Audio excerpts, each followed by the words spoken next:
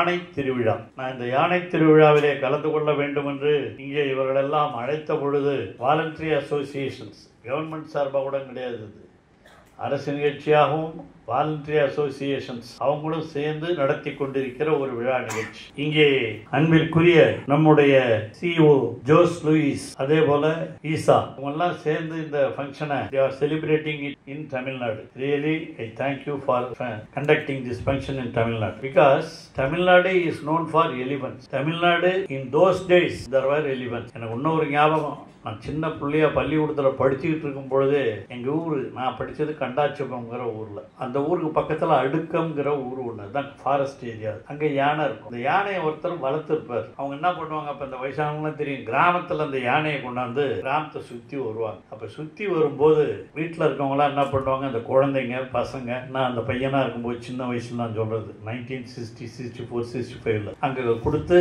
அந்த யானை மேலே ஏற்றி சுற்றி வர விடுவாங்க. அதுக்கு இந்த யானையை வளர்க்குறாரு பாருங்க, அவருக்கு அப்பெல்லாம் நான் சொல்றது 1964 1965 அரையனா ஒன்னா கொடுப்பாங்க. அவர் ஏற்றி போய் கொஞ்சம் முன்னாடி இறக்கி விட்டு போவார். இதெல்லாம் என் சின்ன வயசு ஞாபகம் தான். இங்கே இந்த எலிஃபென்ட் வரும்போது எனக்கு இந்த யங்ஸ்டர்ஸ்ல நம்ம இருந்த இந்த கிராமப்புறங்களில் இருந்த இந்த யானைகள், அப்போதெல்லாம் யானைகள் வளர்க்குறதுங்கிறது ஒரு பெரிய இதாக இருந்தது. அதை வந்து காட்டில் இருக்கவங்க மட்டும் வளர்த்துட்ருப்பாங்க. அந்த யானை வளர்க்குறது அந்த யானை பாகன் அப்படின்னு தான் சொல்லுவாங்க. அந்த யானை பாகன் அப்படியே வந்துட்டு ஒரு ஊரை சுற்றிட்டு போகிறது அந்த காலத்தில் இருந்தது in Tamil Nadu. It was a habit in those days. Yanai pagan, those who are conducting the saving the elephant is called this yanai pagan இன் தமிழ். இந்த மாதிரி அவங்க வந்துட்டு போகும்போது அதெல்லாம் ஒரு பெரிய அந்த காலத்து வரலாறு. அந்த யானைகள், the elephants are to be protected. நம்ம தமிழக முதலமைச்சர் அவர்கள் வன விலங்குகளையும் எல்லாவற்றையும், யானை மட்டும் இல்லை, எல்லா விலங்குகளையும் வனவிலங்குகளை all the forest elephants are to be protected, பாதுகாக்கணும்னு சொல்லியிருக்காரு. At the same time the people also should not be disturbed by these forest animals.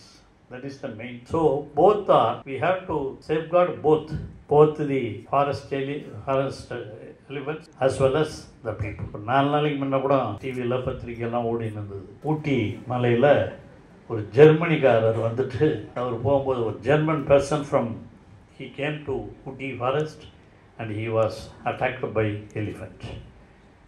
The forest officers controlled him not to go there, but he went. Anyhow, this incident happened.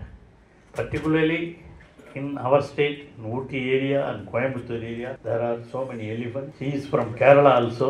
Though he is in Delhi, he is actually came from Kerala. He has told me when he was sitting nearby. So he also, in more than in Tamil Nadu, it is in Kerala there are elephants and forest animals are there in Kerala. It is a forest area fully. You might have heard of Wayanad also.